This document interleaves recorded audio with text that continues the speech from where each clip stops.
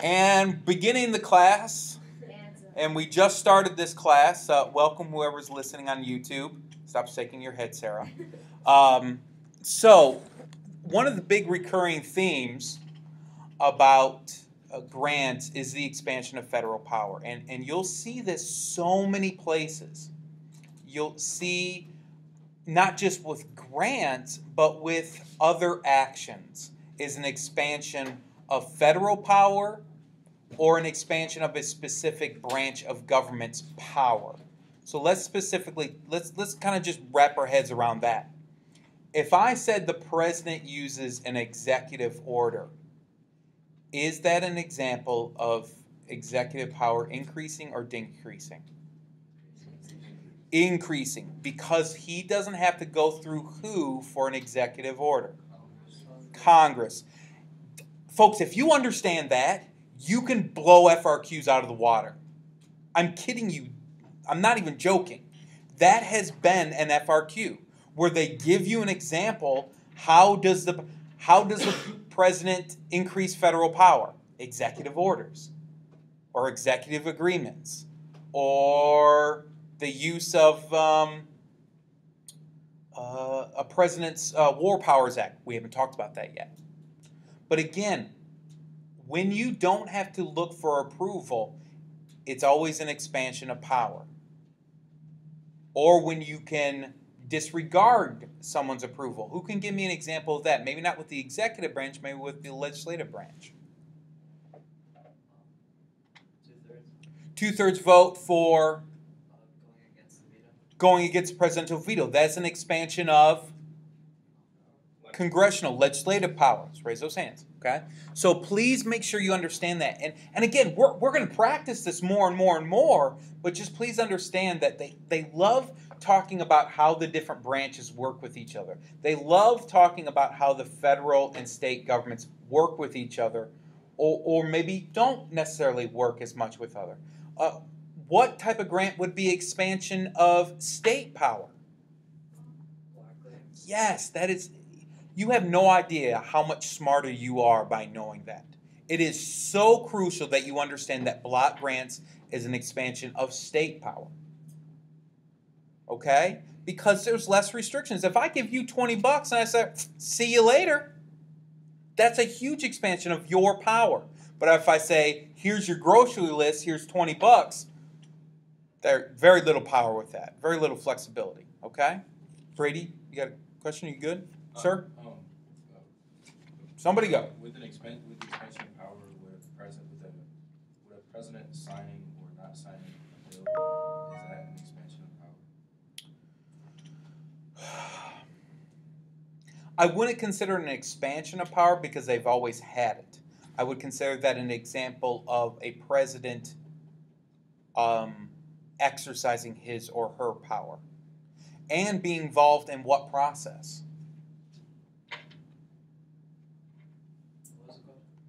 By president vetoing a bill or signing a bill is an example of the president involving himself or herself in the what process? Lawmaking process. That's huge, folks, the lawmaking process. Sir? For categorical grants, would you say that there's more power within the state or for the federal? I don't think they're ever going to ask you that. But just rely on this idea. Don't put yourself into one limit or one idea. But lock into this. As there is more restrictions and more stipulations with money, the person putting those limits and stipulations is gaining power. So as restrictions increase, so does power for the person putting those restraints. So project grants have the most? I would consider project grants have the most, but I don't think they're ever going to ask you that. And if they do, just look at the multiple choice or FRQ and says, which one has the greatest amount of restrictions? Or in the other case, look at, if they say, what grant would states most prefer? The ones with the smallest amount of restrictions. If I was going to give you 50 bucks, you would want that 50 bucks without any restrictions. So, and that's the main. So use your common sense. Again, don't overthink the question. Break the question down. What are they asking for? And then link it to the best answer. Ma'am. Do grant aids like kind of make the government have like large debts? Yes, it does increase federal debt. I would 100% agree. We haven't got to the budgetary process yet, so I don't really want to go down there. But yes, it can. Very much so. Very, very much so. Other questions? Did I talk much about mandates? Yes, a little. A smidgen. They're actually surprisingly simple. A mandate is a requirement that the federal government gives to the state governments, saying something they have to do. There's two types of mandates: funded, unfunded. One mandate, you get the funds for it. The other one, you don't. What is the famous example of an unfunded mandate, ma'am? Americans with Disabilities Act. The federal government said you had to do these things for Americans with disabilities, but they didn't give them any money. And how do you feel the states responded to that? Very negatively. Very frustrated. Very frustrated.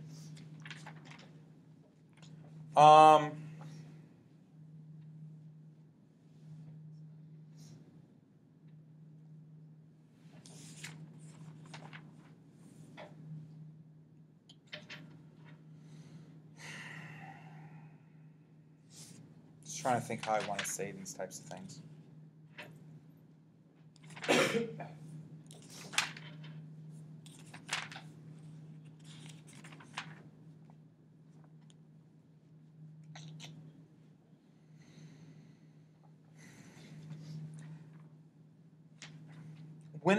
Something that we're going to have to really understand is that there is so much diversity within the federal government. And what I mean by that is that the federal government deals with states typically on a generic level, meaning they try to treat all the states or the same way, but can we really do that? It's not really the best way because there's different situations in different areas. And where do we find most of our laws being created? The state or federal level? Somebody other than Mackenzie, or not? The state level. That's where predominantly we find those laws, at the state level. It's just the nature of how the governments operate. So again, there's going to be a lot of diversity in policies, as I see in your book there. You do not, I repeat, do not have to know individual laws for different states. Never study them. Never say, well, this state has a death penalty, this state has a death penalty. Never. Because we talk about the ideas of the federal government in regards to the states as a whole. Do we understand that? So we treat the states as a whole. You'll never have to understand how does the state of Florida work with the federal government, or how does Texas, or how does California or Michigan. Because that's unfair. You could never become an expert on 50 state laws. It's just completely unreasonable. So never catch yourself into that type of policy. But we do have to understand that there is diversity at the state level. And a good example of that is found on page 96 of your textbooks. And you can see there the spending money per pupil, per student. I hate when they say pupil. Per student, basically. You can see there that Florida ain't the best. And I don't think these numbers are, they've gotten better. But you can see there that the spending is different in different areas. And again, do you remember when we talked about an equitable system and equality? Equality is where everyone's treated the same. An equitable system is everyone's put on the same playing field, okay? So you'll see a lot of equity or an equitable system when it comes to funding of schools, okay? don't try to get too frustrated on that. Like, do they? Yes, I will. Go ahead. Ask your question. Everyone's paid, or every school is given the same amount of money. No, they're not. You get in the public school system, and I do this in Florida, you get more money on what type of student you're classified as. If you're labeled as a special education student, i.e. special ed, either gifted or needs accommodations of some sort, you get more money from the state. And that is an equitable system in order to put people on a different plane, put them on giving them what they need to be success. And people say, well, what about the gifted kids? Yes, they are going to be put, but they're given so they can then achieve the same amount as a student that maybe has special needs. Okay? For example, just off the top of my head numbers, like if you're classified as a level 3 special ed student, you can get like 3.5 times what a normal student gets. I know this pretty detailed because Miss Clapper used to be the ESE school specialist clerk at Lake County School, and she had to make sure that her paperwork was perfect. Because if your paperwork is off, the state does not award you those additional funds for that student because the paperwork is off. And it was crazy stuff when she was getting audited and looked at. I mean, her paperwork had to be spot on, or you're like, well, you don't get that special ed money. And the school needs that special ed money from the state in order to operate. So it's giving people the right accommodations they need to succeed. Exactly. That's the public school. That's the public school situation. That's an equitable system. And what piece of legislation required that, Brady? No child left behind. Nope. The other one we talked about today. Americans with Disabilities Act. And that's why I brought up that discussion I told you about my accommodations for reading and pull-out classes and stuff like that because of Americans with Disabilities Act. Because it wasn't just physical, it was, I guess you could say, mental as well too.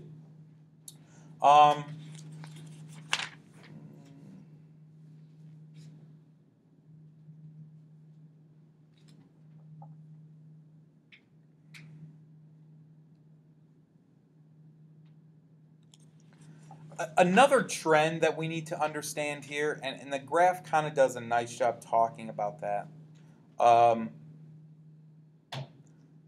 is the trend of how much the government is getting involved in a person's life. And I mean that in two different ways. We need to understand this. Providing services and placing restrictions. Let's talk about services. The federal government has over the years expanded more and more services per people since the boom of it in the 1930s. And what happened in the 1930s that boomed it? FDR and the New Deal. FDR and the New Deal. FDR and the New Deal. From that point on, there has been a situation where more and more people are looking to the government for aid. There has also been an expansion on the involvement of the federal government and to a certain degree state governments on placing more restrictions on people and on businesses and on groups. And what do you think that looks like? That would be an example. But like what people can see, what people can listen to, what is okay, what is not okay. You know, I sent you that example of government starting possibly not allowing Halloween at their school. There are rules now on, you know, Christmas trees and holiday symbols within a public school. So there seems to be a greater increase in restrictions placed on people. And again, that is an example of the government getting more involved in a person's life. Isn't that kind of like the idea of like, limiting freedoms to get order? Yeah, and exactly that's what it is. To achieve order, you have to limit freedoms. And that is the balancing act that we try to look at within government. Again, we can, to those questions, we can ask, what should we do? How should we do it? And the third question is, who should we do it? And that's the Federalist question. Should it be the federal government doing it? Should it be the state governments doing it? And guess what? We can actually ask a third or fourth question to that. Who should pay for it? Should it be the federal government paying for it, which is still us paying for it, or should it be the state's responsibility to pay for it, which we're still paying for?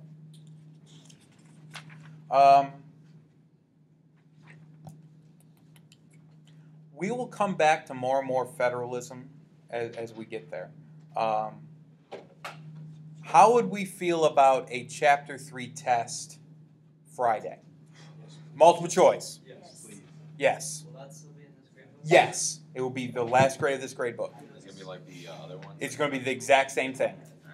So 20 questions. Post the, what is it, Oh, I'll definitely post a study guide. I'll do that today if I can. then definitely. And then we can review maybe Thursday. And, But we're going to still go on to Chapter 4, but your test won't be on Chapter 4. That's fair. Always, donut review is going to happen until May 15th. We won't have it. And we don't have it over holidays. No offense, but buy your own donuts. I got to buy Christmas presents. Are the donor reviews being transferred? That last one went online, Brady. It's there. Check that. I sent out the link. The link's in topics under donut review. After this class, like after May 15th, do we still come to this class? Yeah, you come to this class. We just we do stuff. You have fun. What kind of stuff? Well, you're gonna like do. We do stuff. What? Mr. Wise would show us all. We do stuff. And if you're a senior, don't miss school because you're gonna get 6 hours per Yeah, class. don't miss school. That's stupid. Just 6 hours per class. Yeah, like last year. don't miss school. Just don't skip, seniors. Just come here and just chill. You never had a senior skip day before? Yeah, I did, but I don't endorse You it. don't have some skip days? No. Okay, moving on. What? Yes, run. Okay, so what we're gonna do today is something that I've been dreading for a while now.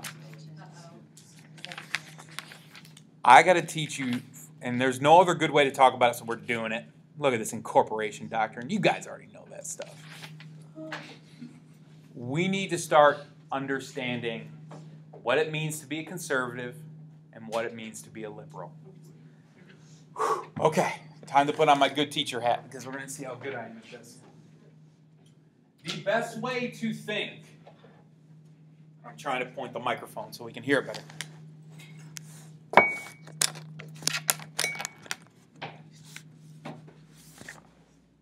The best way to think about understanding what it means to be liberal and conservative is to feel it out as a spectrum, as a range, okay? And this idea, I cannot stress it enough. This is a dynamic spectrum. It is always changing. And once we get to a certain point, you're going to be doing, not research projects, so not even that bad, but you're going to be looking about how this spectrum has changed over the years. Because to be a conservative now is not the same as being conservative 20 years ago. And being a liberal now is certainly different than what it means to be a liberal 30 years ago. Big time. So,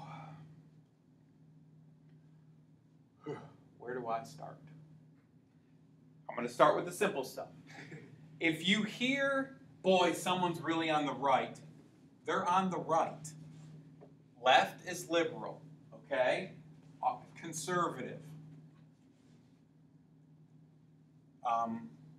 Liberal. Right, left, liberal. Let's see what else I got here. Oh, Democrats on this side, Republicans on this side. Republicans right, Democrats left. Too bad it wasn't L, all L. So, oh, and this means moderate. Or middle. Independent. No, don't say independent. Don't do it. Don't do that, Brady. Because you know why? Because you can be on one side or the other and still be considered an independent. Independent is a classification for political parties. It does not mean that you're moderate. You could be an independent and be way over here. You could be an independent and be super liberal. Independent is just simple classification for political parties. Okay, so don't do that. Okay. So what we need to think about this is in different categories. That is the best way to understand this, okay? By far the best way to understand this. So we look at different areas and different categories, okay? So let's first talk about some of the bigger ones. And I'm going to look in our old textbook because it did a nice job. Let's first talk about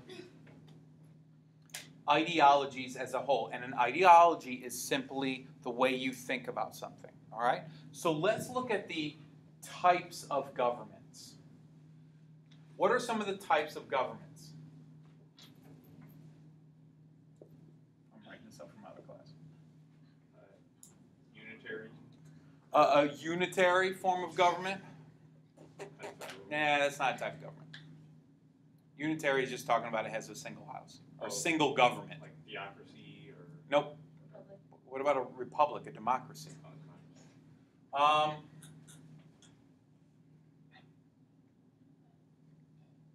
Maybe I shouldn't have started here.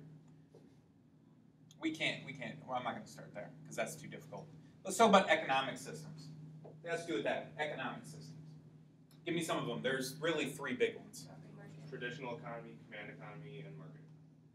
Let's do market economy, which is also known as capitalism, which is also known as free market.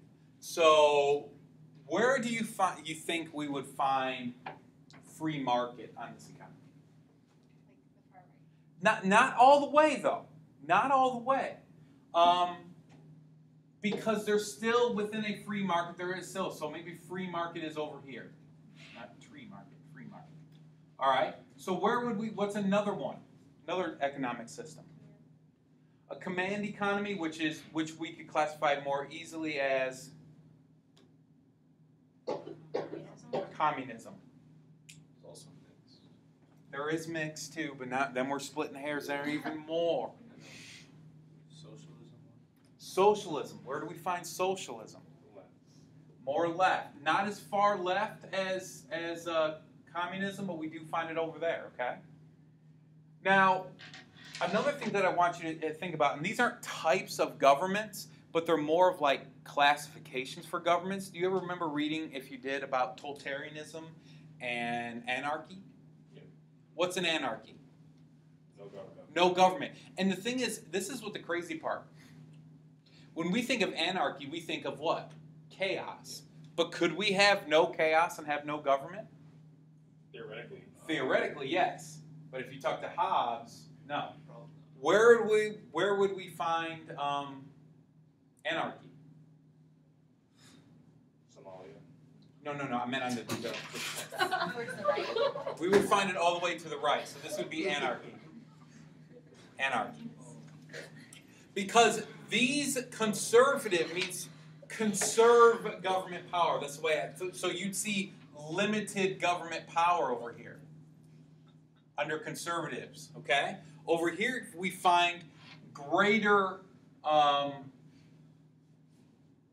control. So we find totalitarianism over here. Totalitarianism is with a government that has total control, all right?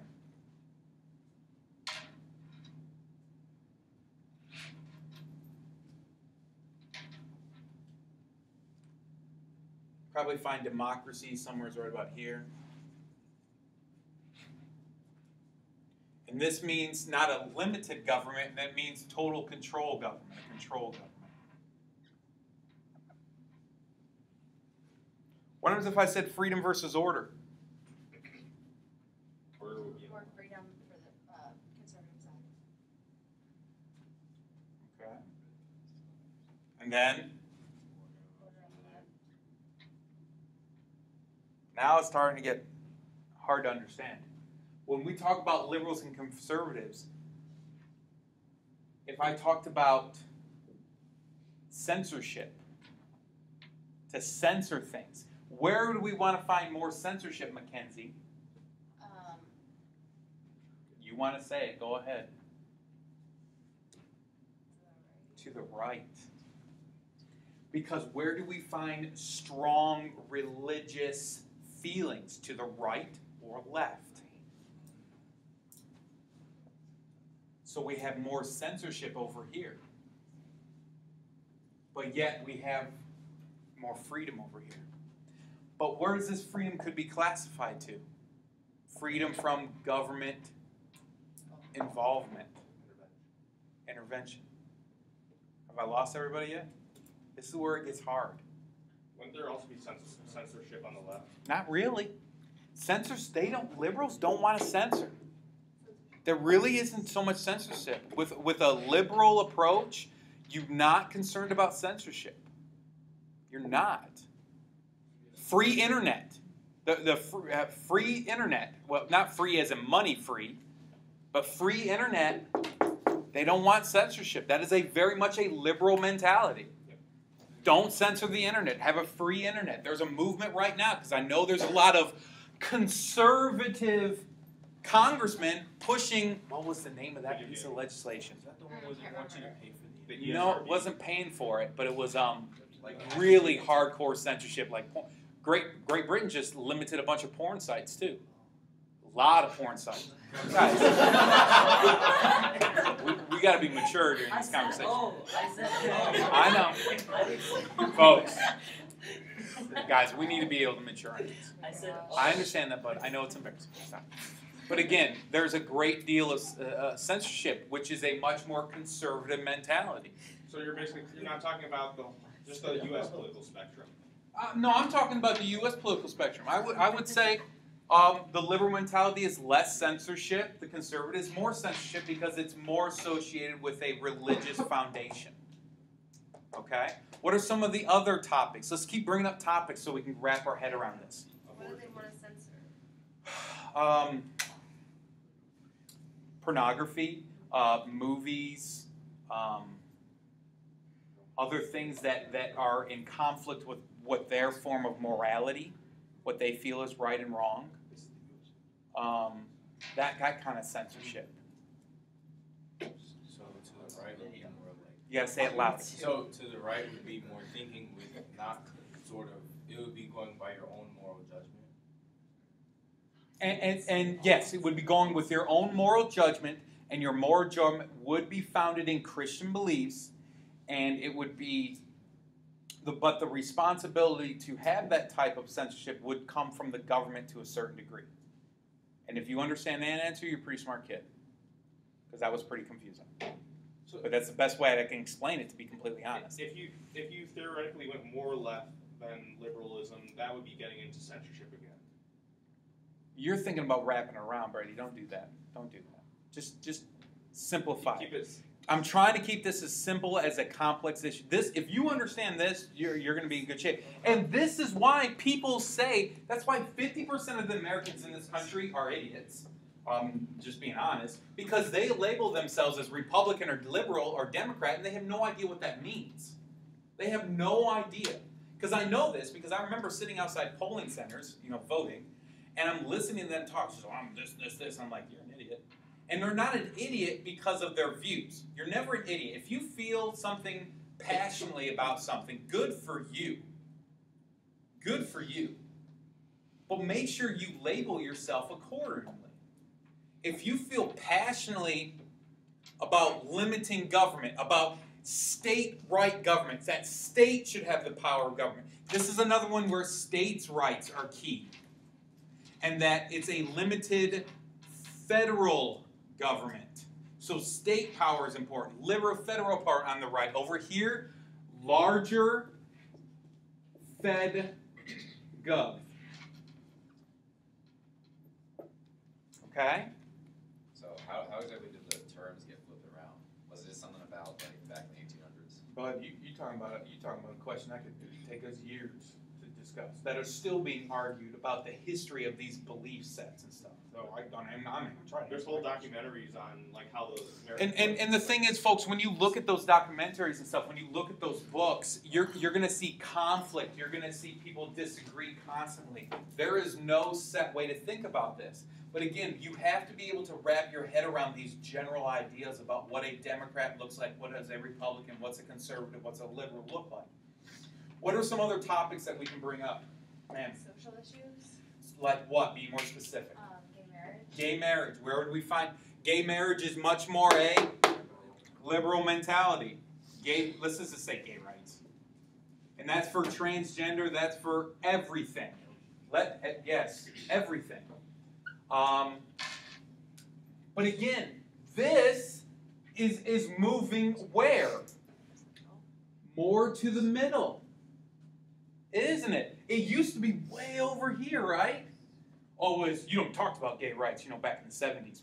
You never talked about that. You were in big trouble because that was ultra liberal. But with some things happening, it is becoming more a moderate topic. So you can be a conservative but still support gay rights. What else, sir? And then ma'am. Civil rights. More specific, man. Like voting and stuff like. Okay, I think, it would be considered a more liberal idea. This could also be considered progressivism. or leftism. Nah, don't say leftism. Progressivism. For hell. Well, I was going to say something similar. I was going to say, like, equal pay for both sexes kind of thing. That would be more, it used to be more of a liberal topic, but now it's moving more to a moderate idea, moderate ideology.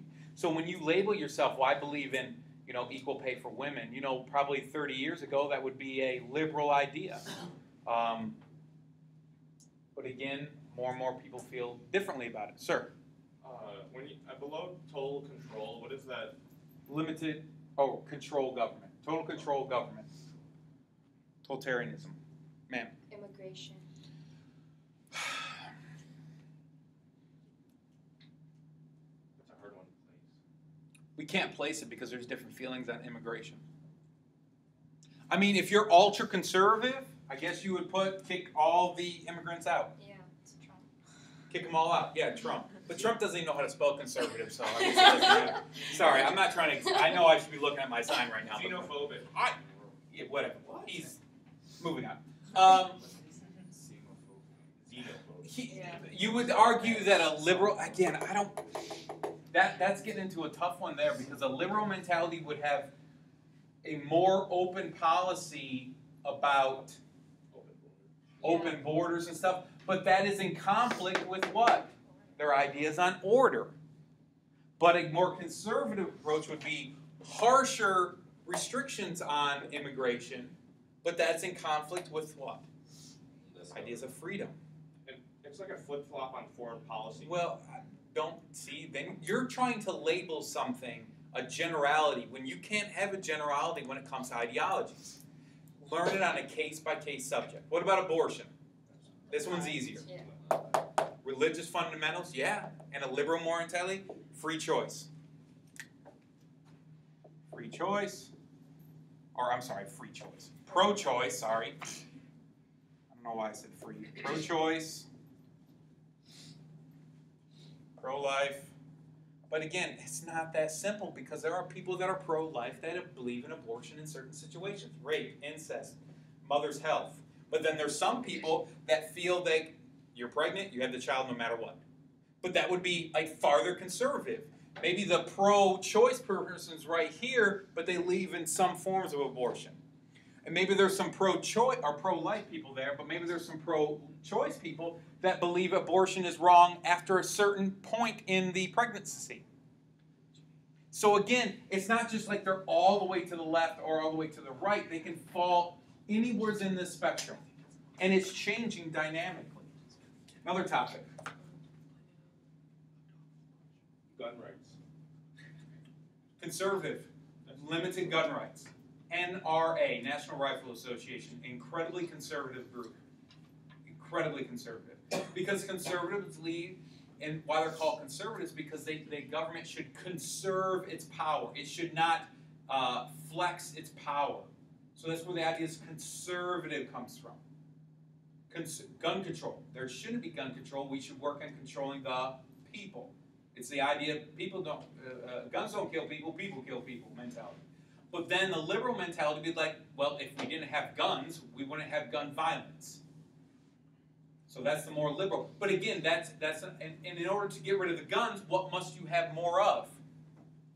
You must have a larger police force, a larger government. So they believe more in more government involvement, larger government. What about equality of freedom, equality of outcome? Equality of outcome is more left. Equality of outcome would definitely be more left. And again, where do we see equality of outcome really being shown without anybody noticing it? 3 little letters, starts with a T. Tax. How they tax you. More taxes for the wealthy, less for the poor. A redistribution of income. That is a very much equality of outcome mentality. You're trying to level out the playing. You're redistributing wealth. It would very much be a conservative approach where you create an equitable system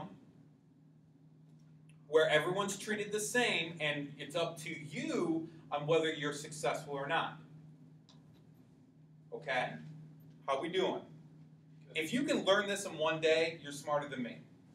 I'm still, the nuances of this is so difficult. What you need to understand is the core understanding of it. This is what I don't want to say that high. 70% of Americans have absolutely no clue about this, and they don't know where they fall. What they do know is, well, I'm Republican, I'm Democrat. Well, you have no idea. And you have no idea how to vote, which is a shame, because it takes a lot of work. What's the biggest, well, I don't want to talk about history, but the biggest transformation in the political spectrum was during the New Deal and... Well, yeah, and we'll get to that. We're not there yet. We'll get to that. Anything, other topics? I have a question. Yes. So would Republicans prefer block grants and Democrats would prefer project grants? Rabbit hole. No, not a rabbit hole, just a hard question to answer.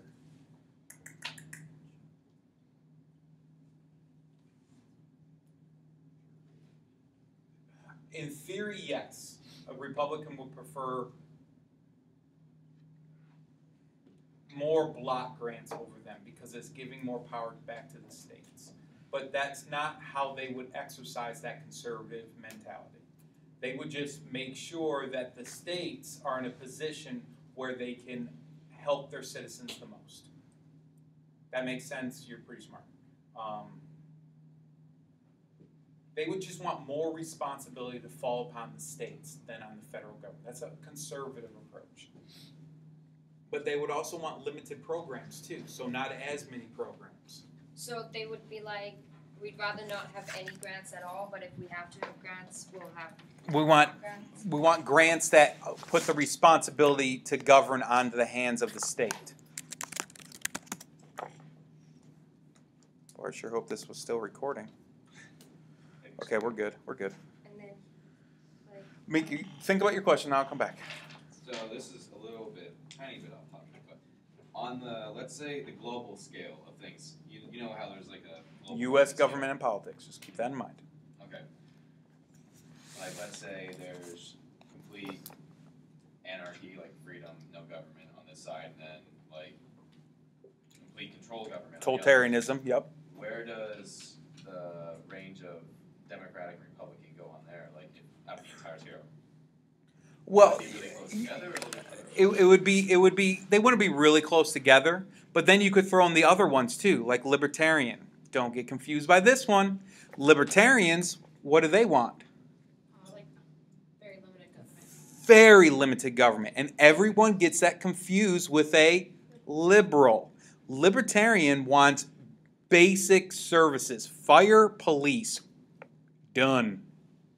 That's a libertarianist. Who's the famous libertarian? Well, I'll have the like No. top, Not top, just give me a famous one. I don't know, No. Is he alive today? Yeah, he's alive today. Tries to get. He runs for president every single year. Bill Gates? Oh, Nader. Paul? Ron Paul. Ron Paul. Great example. Oh. Ron Paul. He gets some votes too. He got like what 3% of the vote one time. Yeah. But he's a libertarian. He's also the same guy that predicted the downfall in the economy back in the 80s. He's like, we got a bubble. There's a video of him actually saying this, like in Congress. It's like, it's going to pop. He was right. Not Rick Perry. I'll ask you after. Okay, but start. There is homework. Look for it. We got some reading to do and some questions. Look for it today. I'll see you later. Mr. Pepper, would Ma'am.